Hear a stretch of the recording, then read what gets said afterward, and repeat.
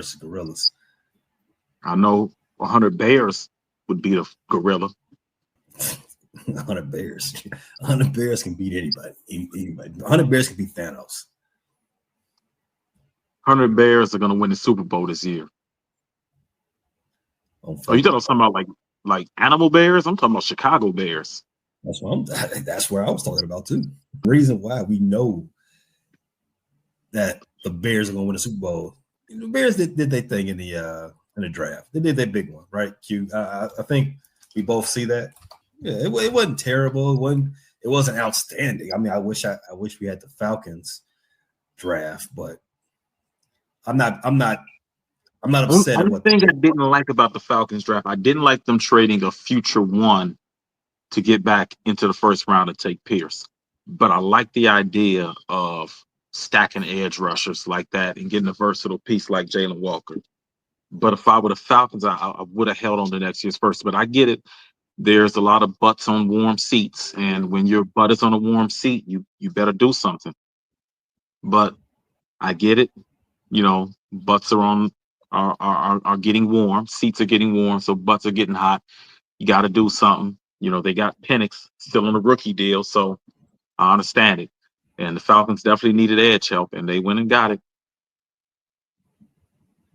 There's a hot ass in Hallis Hall too. Ryan Poles. This is where you save your job in the draft.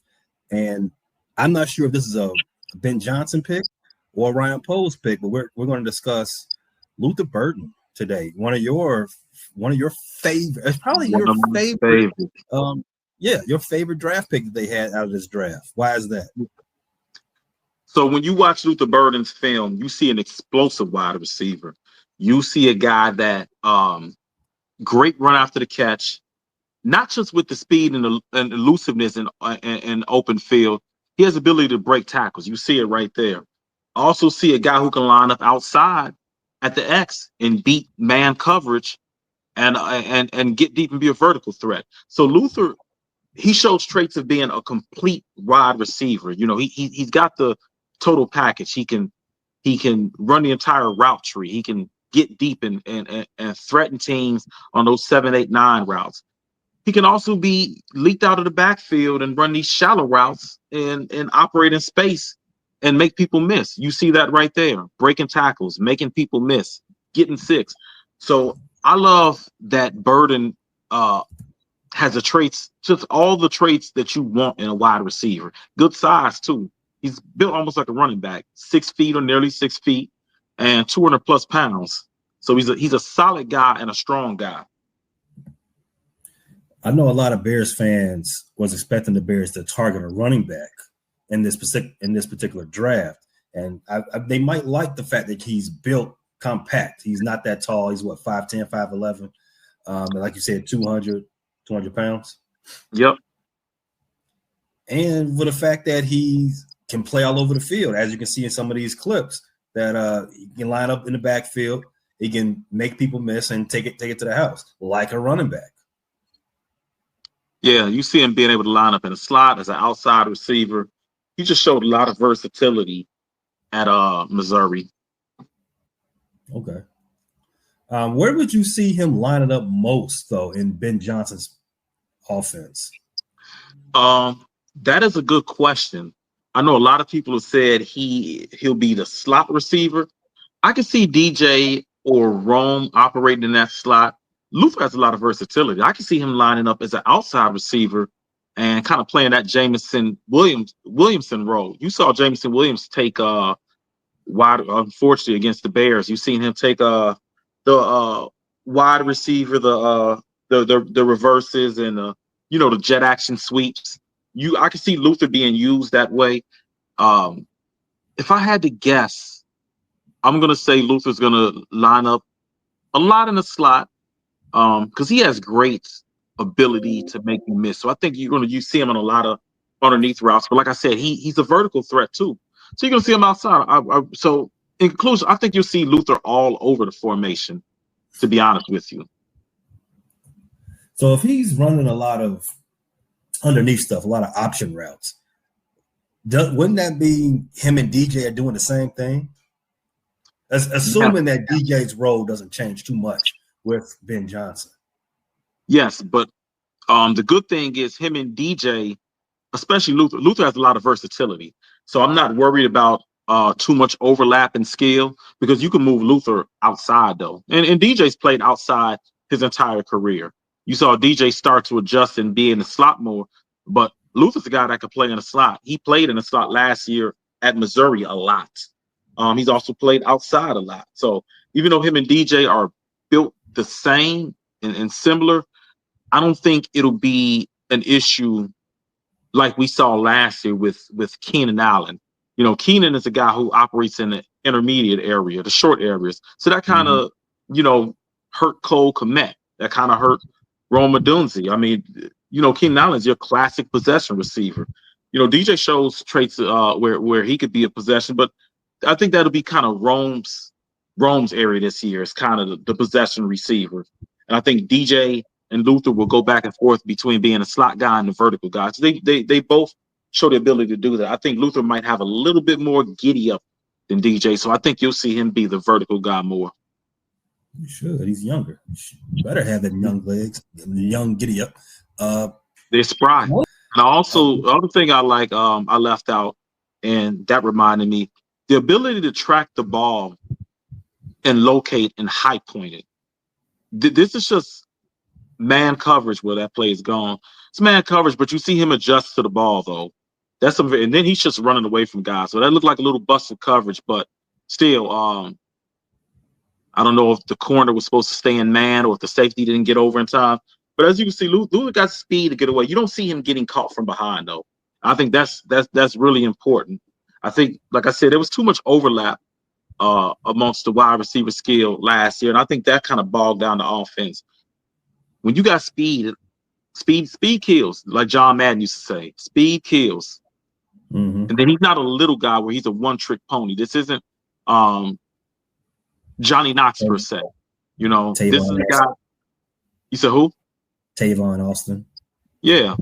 So this is the guy that can be multiple in the formation. A lot of Bears will be multiple in the formation. It's going to be really interesting to see. Everybody thinks the competition is solely between Colston Loveland and Cole Kmet. I mean, the competition is going to be a lot between Luther Burden and Colston Loveland and Luther Burden and Cole Kmet. That's going to decide in camp whether the Bears are going to be in a lot of 12 personnel or a lot of 11 personnel. Yeah, I like what you said about the Bears offense last year. Had a lot of overlap. Shane Waldron, I don't think he had the required imagination to be able to use all the talent that the Bears gave him. So Ben Johnson coming in and saying the offense is his, and we've seen him use pieces to their maximum benefit. That Jesse right there that you could see in the Bears offense a lot. Yeah. So the Bears going back to back with pass catchers, Colston Loveland and Luther Burden. I'm excited. I'm excited for the type of fire. Those are definitely Ben Johnson picks. Yeah. It's going to be. And I feel the Bears scouting department. Somebody here was watching our podcast because I did bang the tables for Bond or Burden. And unfortunately, Bond looks like he was banging somebody's table against their will, so he slid right out of the draft. But I feel like they were listening to what I said about requirements in the Ben Johnson office. I do feel like you asked earlier if these were Ben Johnson picks. Yes, these were Ben Johnson picks because Ryan Poles has shown he does not know how to select receivers. Luther Burden is a second-round pick. Great value in Luther Burden. Velus Jones was a third-round pick and didn't know anything. This is a Ben Johnson pick. As we see, Poles doesn't know how to pick receivers. I was never satisfied with his receiver he picked. Acquired. You're right. Except for DJ. DJ, I think Rome was a good pick. But overall, his eye for receiving talent has not been good. Tyler Scott looks like he's gone. I think we can say has to be Rome Odunze needs 2 Pro Bowls to make me forget about him acquiring Chase Claypool. Well, Rome picked in the top 10. He needs 3 Pro Bowls for me. Okay, Give me 3. Give me 3. I'm with that. 3 Pro Bowls to make me forget about Chase. And then I was a big Brock Bowers guy last year. So Rome went about 5 or 6 spots ahead of Brock Bowers. So yeah, I need 3 Pro Bowls. What about how many Pro Bowls do you need to have make you forget about Velus? I would never forget Velus. I would never forget that Velus. I will never forget that Velus had me believing in him after being disappointed for several years on this show, and me saying, I think he might work out the way they're trying to utilize him. I will never forget about Velus. Velus was a lesson in putting your faith over your logic. Exactly. Never do that. Ever again. Never do that. We hope the Bears are doing the same thing at Halas Hall when they're selecting players in the draft and acquiring free agents. Logic over feelings. No more getting players because you had a past relationship with a Ryan Poles. And I think Justin Fields liked Velus Jones a lot and asked for him. Yeah, is Velus in camp? Going to be in camp in New York?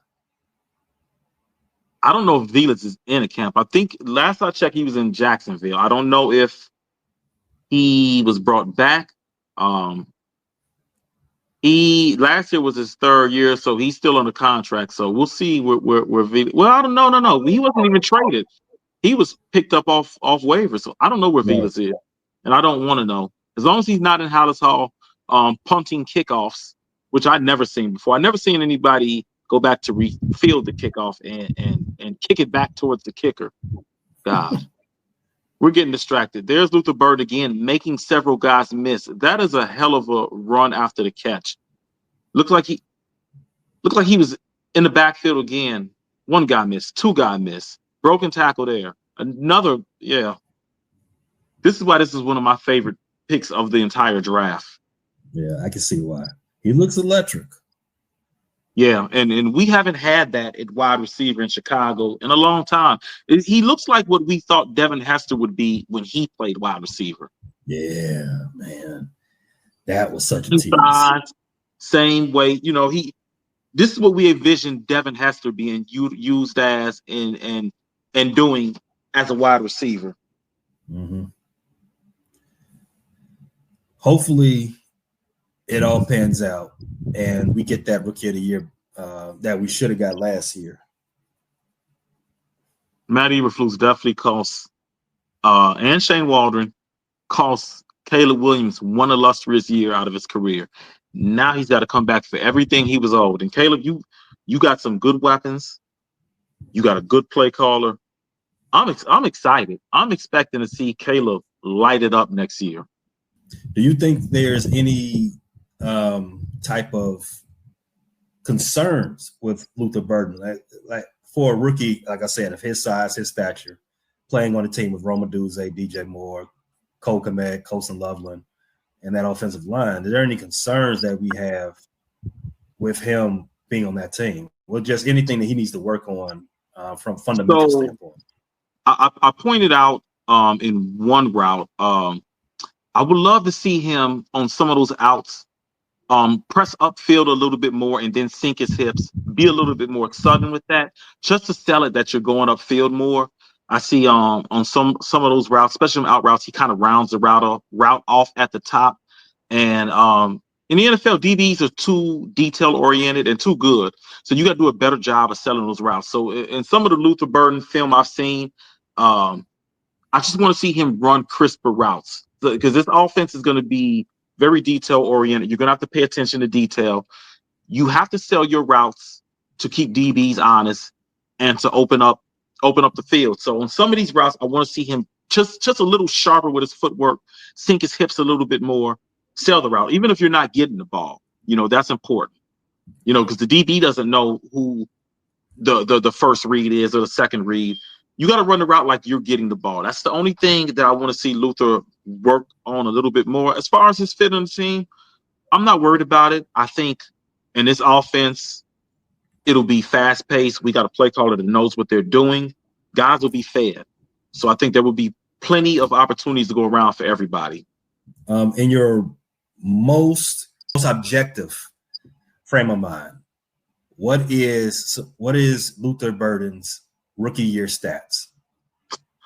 Rookie year stats. Well, he's honestly coming on to a team that's kind of I want to cautiously say low with pass catchers. So Cole Kmet has I know he kind of regressed last year.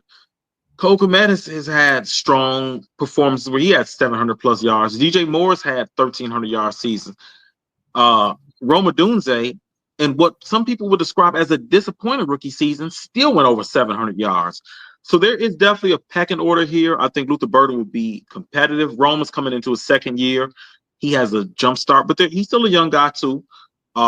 I think a good rookie year for Luther, because I think he'll be used in a lot of different ways. I think he'll be used out the backfield. As you said, we didn't get a running back, but I think Luther, he has the profile and build to take handoffs out the backfield.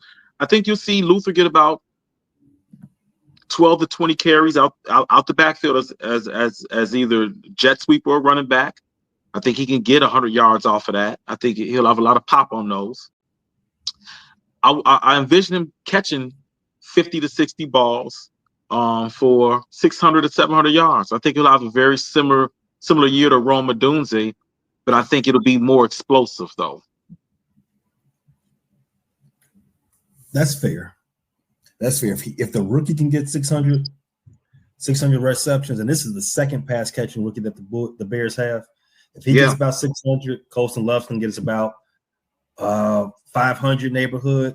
I can expect the two vets on the squad, Rome and DJ, to come around 900, 950 plus for both. Yeah. That's a good passing offense. Yeah. And I think you'll see DeAndre get 300-400 yards out the backfield. So I think we'll definitely see. What did Caleb finish with last year? 3,500 yards? I think a little more than that. I think around 37.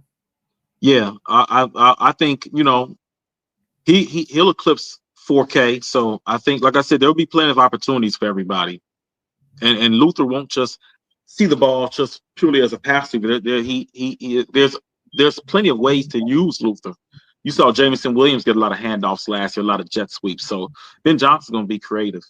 So you'll see a good year from Luther. Obviously, coming in the pecking, there's obviously a pecking order.